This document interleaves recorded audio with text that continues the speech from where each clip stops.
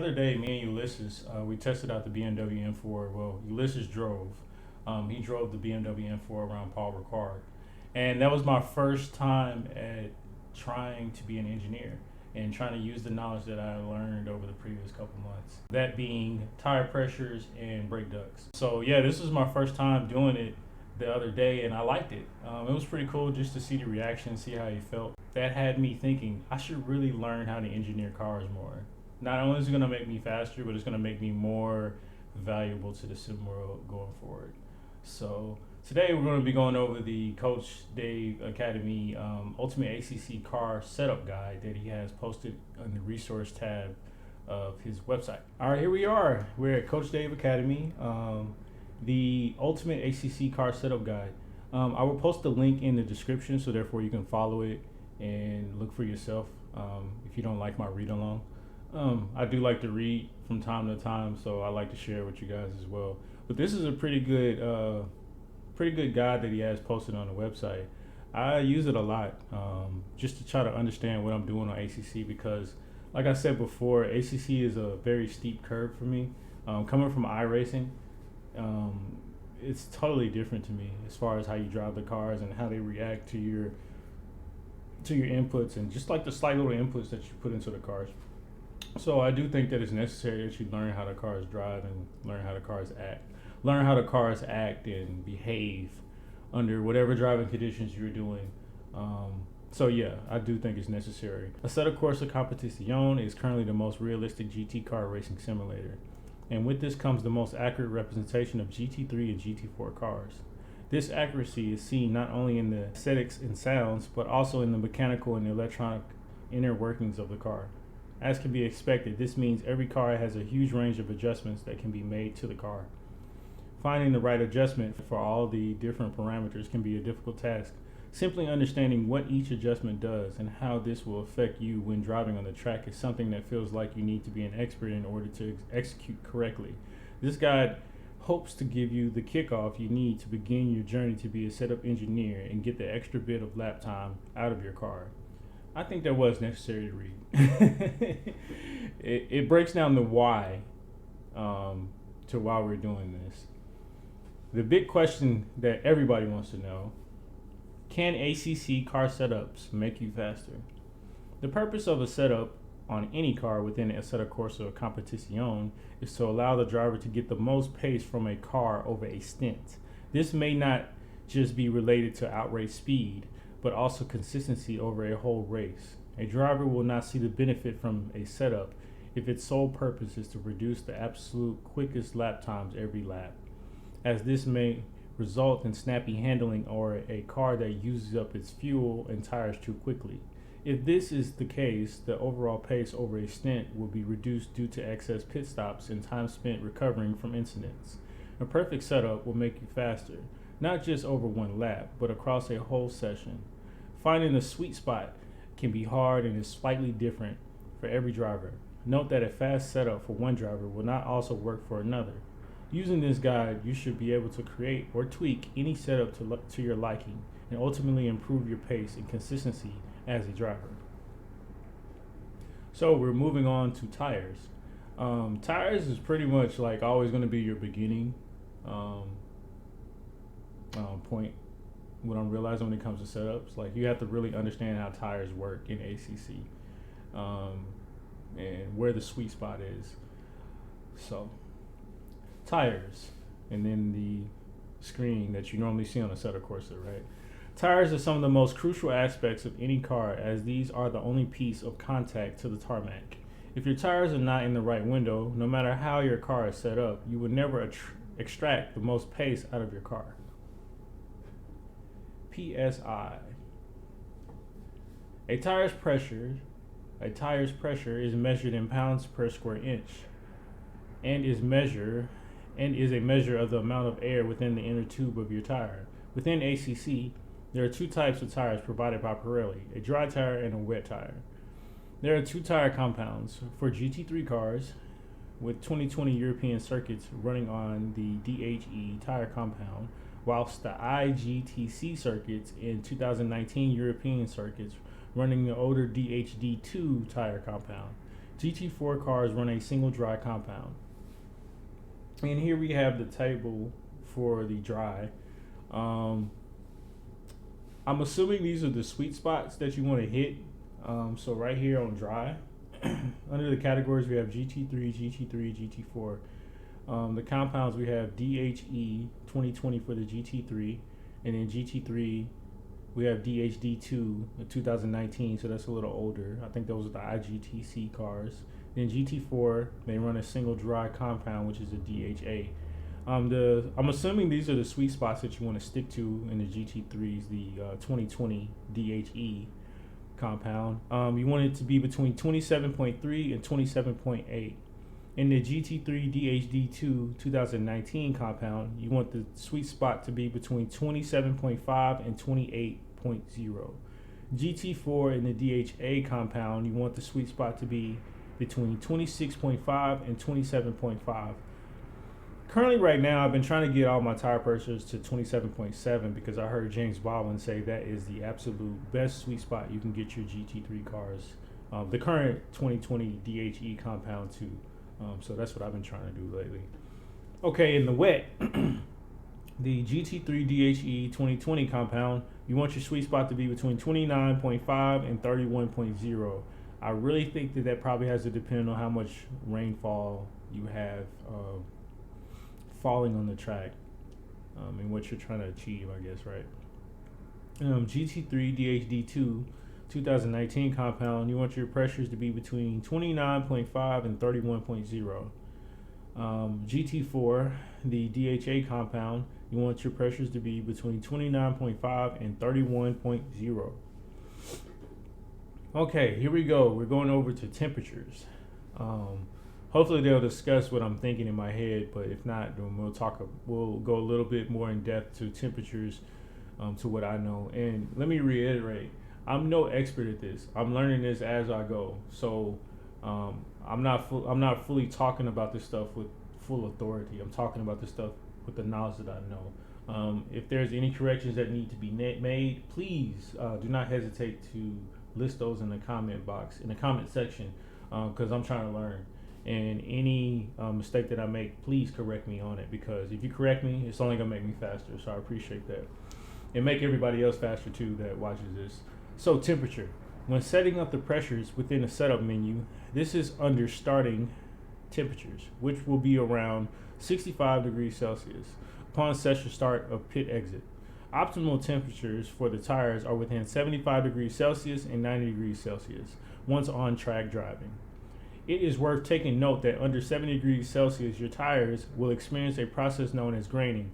This process is caused by your tires scrubbing through a corner and leading to tears within the rubber, which then reseal when heat is generated back into the tire. Above 90 degrees Celsius, your tire will experience a process known as blistering. This process involves the tire overheating and the rubber breaking away in chunks, and therefore damaging the tire's integrity. Both of these processes will reduce overall grip and tire life and should always be avoided. In addition to this factor, in-game temperatures can also be monitored in-game in 3 different sections. These are split into inside, middle, and outside, therefore breaking up temperatures into three keys section. That was kind of written kind of weird. The importance between these 3 sections is within the variation between each. The variation in temperature from the outside to the inside should never be above 9 degrees Celsius for the front and rear tires. Now, here's the thing when it comes to tire temperature. I don't think I ever see the tire temperature numbers on a set of Corsa. I think, like I'm saying, I could be wrong. I think you can only see the tire temperatures when you download Motec and get your telemetry data that way. That's what I think. I'm not sure. All I know is that I want my tires to be green. See, when they're green, that means they're optimal. So that means like that's the best state your tires should be in when they're green. Generally, you want your brakes to be the same color too. You want them to be green as well. But when your tires are blue, obviously that means they're cold. When they're green, it means they're in the optimal position. And the way you get your temperatures up is, a combination of your PSI and your brake duct setting. That's from what I know right now. But we'll get to brake ducts when we get to the aerodynamic part of it. Your toe. Another important factor when looking at your tires is the toe angle.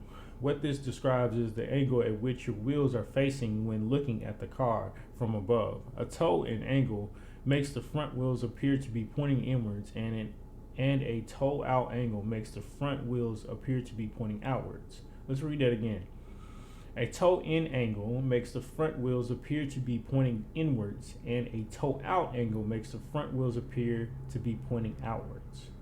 In ACC, adjusting your toe angle can help change the car's handling characteristics. Having a toe in on the front wheels will give greater stability on corner entry, but can cause more understeer throughout the corner. Toe in on the rear wheels will help increase the car's stability overall. Having a toe in, we're going to read this again, right? Having a toe in on the front wheels will give greater stability on corner entry, but can cause more understeer throughout the corner. Toe in on the rear wheels will help increase the car's stability overall. Toe out angle on the front wheels will cause the car to be more reactive to steering inputs, but can lead to more oversteer from the car. On the rear wheels, the toe out will make the car unstable and is generally not recommended on any setup. Let's read that again. Toe out angle on the front wheels will cause the car to be more reactive to steering inputs, but can lead to more oversteer from the car. On the rear wheels, toe out will make the car unstable and is generally not recommended on any setup. So toe and camber, those are my next things I'm trying to tackle. It's toe and camber. So that's very interesting about toe. See, generally I like an oversteery car. I'm starting to realize that. Understeer car, I really don't like.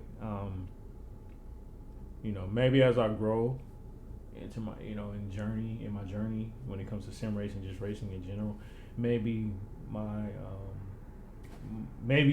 bias will go towards, liking understeery cars, but for right now it's oversteery cars.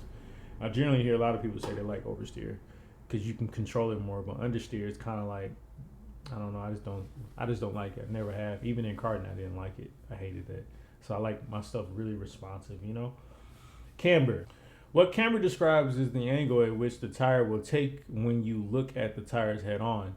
This ultimately causes the tire's contact patch to be adjusted and therefore changing the grip levels of the tire. There are two terms to describe changes to the camber of a tire, and these are positive and negative. Positive camber will move the top of the tire away from the center of the wheel. Okay, let's read that again. Sometimes when you read, don't you put your own spin on it when that's not really how it's supposed to be? I'm reading this from his website, so it definitely needs to be correct, right?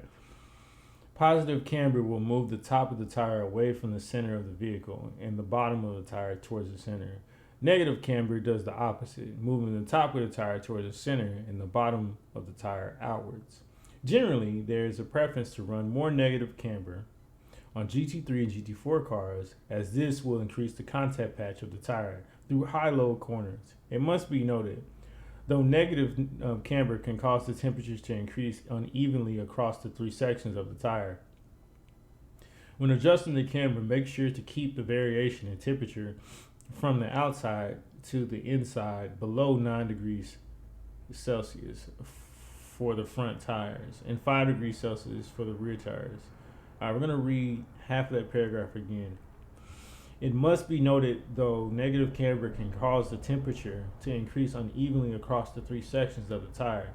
When adjusting the camber, make sure to keep the variation in temperature from the outside to the inside below 9 degrees Celsius for the front tires and 5 degrees Celsius for the rear tires. So generally with GT3 cars, they run more negative camber. I kind of knew that already. But it can make I'm assuming it's going to make the inside, it's going to make the inside of the tire a little bit more hotter than the outside because there's more contact patch on the tarmac. So you have to account for that. I'm pretty sure you can account for that too with brake ducts and PSI changes. See, They all match. They all come together, right? Caster. The caster describes the angle to which the steering axis is angled forward or backwards from a side view of the tire. In terms of handling characteristics, caster will affect the stability of your car and also adjust the weight feeling on the steering. Note that caster will also affect camber. A higher caster will lead to higher camber when wheels are turned. I'm going to read that again. The caster describes the angle to which the steering axis is angled forward or backwards from a side view of the tire.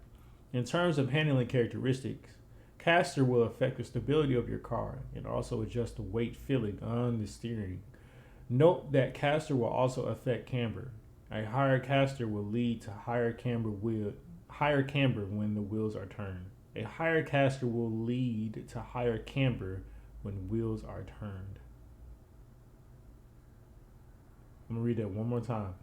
The caster describes the angle to which the steering axis is angled forward or backwards from a side view of the tire. In terms of handling characteristics, caster will affect the stability of your car and also adjust the weight feeling on the steering. Note that caster will also affect camber. A higher caster will lead to higher camber when the wheels are turned. There are two key areas where performance will be affected by the caster, and this is the braking zone and mid-corner. In the braking zone, caster will directly affect braking performance, and mid-corner caster will potentially cause understeer if set too high. Read that again. There are two key areas where performance will be affected by the caster, and this is the braking zone and mid-corner. In the braking zone, caster will directly affect braking performance, and mid-corner caster will potentially cause understeer if set too high.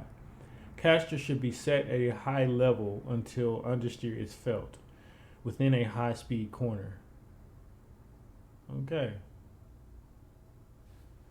so if higher caster, so I had this thought. Okay, so if higher caster will lead to higher camber when the wheels are turned, a higher camber would be more positive camber, right? And when you have positive camber, it will move the top of the tire away from the center of the vehicle and the bottom of the tire, whatever, blah, blah, blah. Okay, let's see. So, it must be noted. Okay, generally there are preference to run more negative camber on GT3 cars and GT4 cars, right? As this will increase the contact patch of the tire through high-low corners. So high-low corners, that means you're turning the wheel more on high-low corners. It must be noted, though, negative camber can cause the temperatures to increase unevenly. When adjusting the camber, make sure to keep the variation in temperature. All right, so what that means is negative camber would be less camber. Positive camber would be more positive camber, which would be less contact patch. So let's see. Higher caster will lead to higher camber, which would be less contact patch, which will lead to more understeer. Okay, I get it. So in theory, right? Let's break this down. In theory, higher camber, which is more positive camber, is less contact patch, less tire contact patch on the tarmac, which will lead to more understeer. Negative camber is more tire contact patch, which will lead to more oversteer. So if you have a higher caster, that will lead to higher camber, which means that there will be less tire contact patch on the tarmac, which will lead to more understeer when the wheels are turned. Note that caster will also affect camber, and higher caster will lead to higher camber when the wheels are turned. Makes sense. There are two key areas where performance will be affected by the caster, and this is the braking zone and mid-corner. In the braking zone, caster will directly affect braking performance, and mid-corner caster will potentially cause understeer if set too high.